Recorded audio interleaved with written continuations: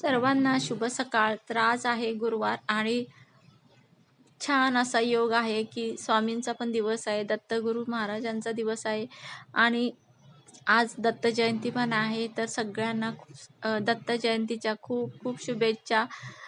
आजचा दिवस आणि आपल्या येणाऱ्या आयुष्याचे सगळेच दिवस सुखात आनंदात जावं ही स्वामींच्या चरणी प्रार्थना आणि सगळ्यांना निरोगी आयुष्य लाभो ही दत्तगुरु महाराजांच्या चरणी प्रार्थना. आता दत्त जयंती आहे तर त्याच्या दुसऱ्या दिवशी ना आमच्या गावी ना लग्न आहे, त्यामुळे आम्ही लग्नासाठी निघालोय. तर सकाळ सकाळ मी लवकर उठून सगळं आवरलं, देवपूजा केली, तुळशीला पाणी घातलं, साधी भोळी का ना मी पूजा केलेली आहे. लक्ष्मीचं घटाला पूजलेलं आहे, लक्ष्मीची पूजा केलेली आहे. तर आता इकडं आईकडे आलेलं आहे आणि नंतर आम्ही दुसऱ्या दिवशी सकाळी लवकर उठून मग आम्ही तिकडे गावाला जाणार आहे, जिथं माझी मावशी राहते ना तिथं. कारण मावशीचा म्हणजे माझा मावस भाऊ आहे ना, त्याच्या मुलग्याचं लग्न आहे. आता नवीन पिढीमध्ये पहिलंच लग्न आहे, त्यामुळे तर सगळे एकदम उत्साही आहेत. बरेच दिवसांनी लग्न आहे कोणाचं तरी, म्हणजे मावस भावाच्या मुलाचं, त्यामुळे जास्त सगळे आनंदी आहेत.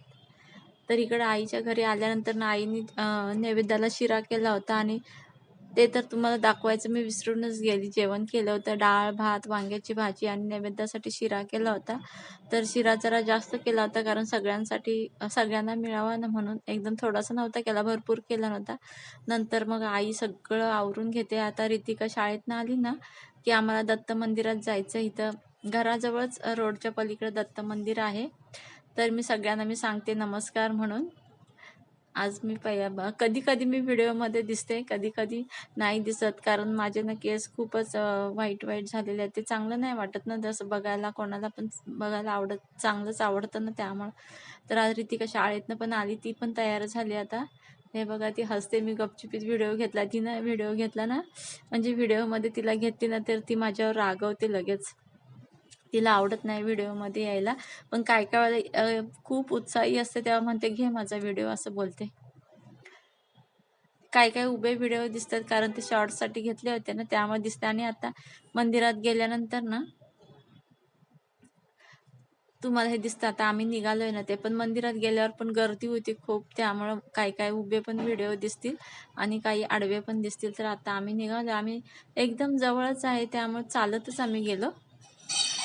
रितिका म्हणत होती सारखी, मी शाळेतनं येताना चालत आले, आज मला कंटाळा आला, मी थकले, रिक्षा करा रिक्षा करा असं सारखी दीपाच्या पाठी लागली होती आणि दादांच्या पण लागली होती, रिक्षान जाऊया रिक्षान जाऊया.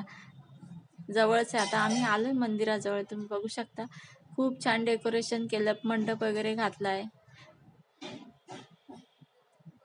तिथं बरंच काय काय विकायला पण होतं, असं म्हणजे प्रसाद तर होताच, विकायला होता. आणि मेन म्हणजे प्रसाद त्यांनी मोसंबी देत होती, केळी देत होते, परत बुंदी सगळ्यांना दिलानी, वाटी वाटी सगळ्यांना भरपूर बुंदी दिलानी प्रसाद म्हणून, की खाल्ल्यानंतर पोट भरेल एवढं दिलानी, तसं प्रसाद म्हणून त्यांनी. विठ्ठल रुक्मिणी आहे, गणेश आहे. तिथे व्हिडिओ घेऊन देत नव्हते, तरी मी एका दादाला विचारून घेतलं थोडंफार व्हिडिओ.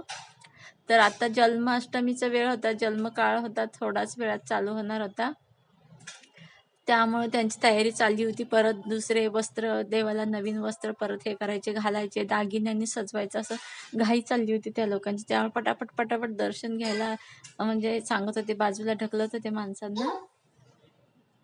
आता आम्ही निघालो दर्शन घेऊन. आमचं तर लगेच झालं दर्शन. जास्त गर्दी होती पण पटापट पटापट लाईन सरकत होती पुढं. तर तुम्ही बघू शकता मंदिरासमोर छान असं मंडप घातलाय, डेकोरेशन आहे आणि आम्ही प्रसाद पण खाल्ला सगळ्यांनी.